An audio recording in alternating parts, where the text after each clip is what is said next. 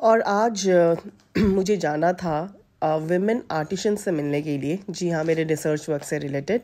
और अहमदाबाद में 80 women artisans आए हुए हैं। आई मीन उसमें कई तरीके के आर्टिशंस हैं, हैंडीक्राफ्ट्स हैं, फूड प्रोसेसिंग है। तो मेरा था कि आज उनसे दिली इच्छा हो रही थी कि मैं आज उनसे मिलूं, तो आज मैंने मेट्रो का इस्तेमाल किया। संडे का दिन था, तो आई मीन मंडे, जी हाँ मैं भूल गई, आज छुट्टी का दिन है, क्रिसमस है। और मैंने सोचा कि क्यों ना अपना क्रिसमस कुछ उन लोगों के साथ मिलकर बिताया जाए, उन लोगों से कुछ बातचीत की जाए। मैंने कुछ क्वेश्चन तैयार किया था, तो मुझे लगा कि इससे अच्छा कुछ नहीं हो सकता है कि उनसे मिलकर कुछ चीज़ें अपना आज का दिन उन लोगों के साथ स्पेंड किया जाए। तो ये देखिए, मैंने मेट्रो लिया।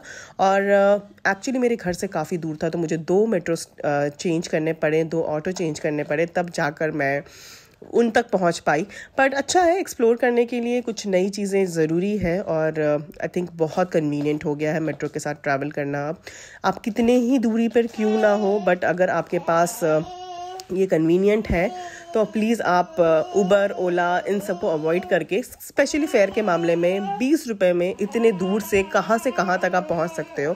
और ये देखिए, मेरा मेट्रो आ गया है। और अब यहाँ से मैं सीधे जाऊँगी और एक जगह पे मुझे मेट्रो चेंज करना है, और उसके बाद दूसरे मेट्रो पर लेकर फिर मुझे डायरेक्ट वहाँ तक पहुँचना है।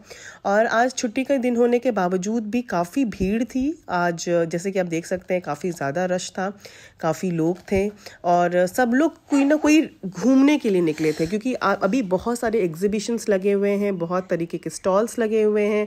तो स्पेशली लोग आ रहे थे कुछ चीज़ें एंजॉय करने के लिए, एक जगह से दूसरे जगह एग्जीबिशन घूमने के लिए। और यहाँ से मैं बाहर निकली, और बिल्कुल हैसल फ्री लगता है। हाँ, मेट्रो से घूमने में ऐसा लगता है कि आपकी थकान ही कुछ नहीं हुई है। जबकि अगर आप सीरियसली अगर आप उबर से भी जाओगे तो भी आप बहुत थके हुए रहोगे, क्योंकि बीच में काफ़ी ट्रैफिक मिलता है। बट बिल्कुल हैसल फ्री होकर एक जगह से दूसरे जगह हम पहुंच जाते हैं।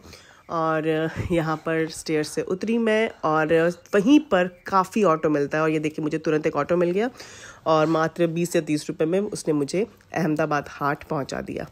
और छुट्टी का दिन था, लेकिन फिर भी काफ़ी ज़्यादा रोड पर चहलकदमी थी। अब लोग सेलिब्रेट घर पर नहीं करते। हमारे टाइम पर 90s के बच्चे हैं हम, और हमारे टाइम पे कभी भी कोई छुट्टी होती थी ना, तो घर पे कुछ अच्छा बन जाता था और हम लोग घर पे टीवी देखकर एंजॉय कर लेते थे। पर अब की जो छुट्टियां होती है ना, अब लोग चाहते हैं कि वो बाहर निकलें, रेस्टोरेंट में खाएं और एंजॉय करें। और यहाँ देखिए, बिहार कनेक्ट 2023 में मैं यहाँ पहुँच गई हूँ। और यहाँ पर आप जैसे कि देख सकते हैं, सबसे पहले जो चीज़ मुझे सबसे ज़्यादा आकर्षित की थी वो ये थी, यहाँ पर मधुबनी आर्टिस्ट हैं, और इनके पास 250 से लेकर 5 लाख तक की पेंटिंग थी। 5 क्या, मुझे लगता है 10 लाख, उन्होंने कहा था 10 लाख तक की पेंटिंग थी। और ये देखिए, उन्होंने मुझे अपना ब्रश दिखाया। उन्होंने बताया कि सबसे बड़ा इन्वेस्टमेंट टाइम है, क्योंकि एक एक पेंटिंग को बनाने में कई दिन लग जाते हैं, कई मेहनत लगती है, बहुत प्रिसीजन चाहिए। ये जो आप देख रहे हैं ना, ये पेंटिंग थी सिर्फ 250 रुपये की। Can you imagine. और लेकिन इसकी जो बारीकियां हैं ना, बारीकियों के लिए ही इसमें इसकी कॉस्टिंग होती है। जितनी बारीकी है उतनी ज़्यादा उसका कॉस्टिंग है।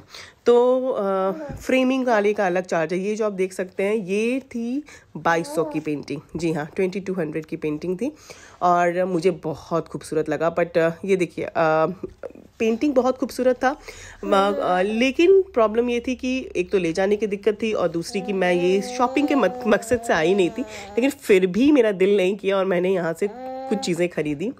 और कुछ चीज़ें जो मैं खरीदी हूँ वो भी बहुत ही खूबसूरत चीज़ें हैं। और एक पेंटिंग मैंने यहाँ से लिया, और उनसे बहुत देर तक बातचीत की, खासकर अपने रिसर्च वर्क से रिलेटेड। उन्होंने भी बताया कि किस तरीके से वो घर चलाते हैं, उनकी पुश्तैनी, ये जितने भी आर्टिशंस हैं ना, खासकर मधुबनी पेंटिंग के आर्टिशंस, इन तमाम लोगों, ये सारे जो लोग हैं ना, ये पुश्त बाई पुश्त पेंटिंग का ही ये है। इनकी दादी, इनके परदादा, इन लोग इस चीज़ को आगे बढ़ाते जा रहे हैं, आगे चल के इनके बच्चे चलाएंगे।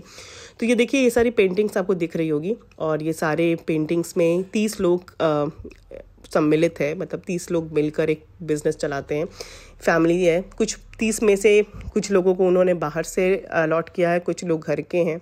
तो इस तरीके से ये है मखाना। ये जो मखाना बनाते हैं, मखाने का प्रोडक्ट्स बेचते हैं। ये मखाना वीटा करके एक प्रोडक्ट मिला जो बच्चों के लिए था।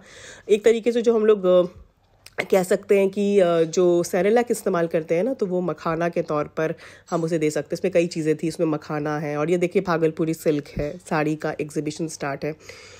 तो भागलपुरी सिल्क साड़ी भी बहुत खूबसूरत थी, मेरा तो दिल आ गया एक दो को देखकर, पर मेरे पास बजट का प्रॉब्लम था, और 8,000 से साड़ी की जो ये स्टार्ट हुई थी, और पता नहीं कहाँ तक इसकी भी रेंज गई थी, और टसर सिल्क थी, और काफ़ी और भी वैरायटीज़ थे।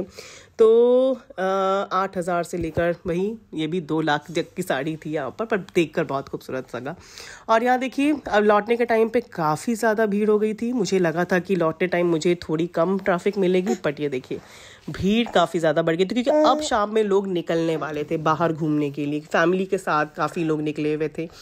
और ये देखिए आपको दिख रहा होगा कुछ, शायद आप लोग रिलेट भी कर सकते होंगे, ये है मोटेरा स्टेडियम जहाँ पर वर्ल्ड कप का मैच हुआ था।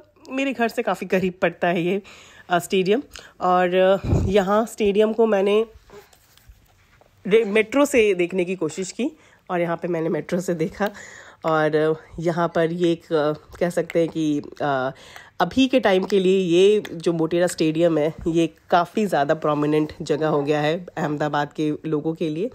और ये स्टेशन जो है ना, जो मेट्रो स्टेशन है, ये मेट्रो स्टेशन आखिरी स्टेशन है। मोटेरा स्टेडियम जो है वो आखिरी स्टेशन है यहाँ का। इसके आगे जो है वो सारे काम चल रहे हैं। और यहाँ पे देखिए मेरे बच्चे आ गए हैं मुझे पिक करने के लिए, और